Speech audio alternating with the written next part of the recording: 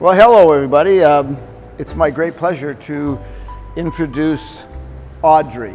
This is a 1958 Porsche 356A. Now this car is particularly interesting. We acquired this car through an auction in Scottsdale, Arizona, approximately 5 years ago.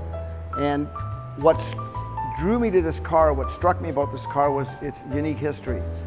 It had sat, as we're told, in a garage in Florida for 25 or 30 years.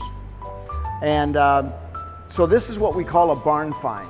It's a really cool barn find. And what makes it even better is the car is 100% original. All of the bits and pieces are with the car, and it has the original engine and it has the original transmission. So that's what we call numbers matching. It's going to go through a fantastic transformation. You're seeing it the way we bought it, and you're going to see it staged week after week after week as we bring it back to life, complete with the original tool kit that came in a leather wrapped bundle in the hood.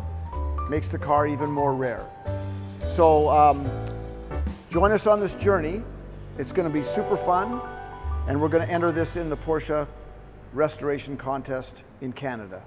Thank you.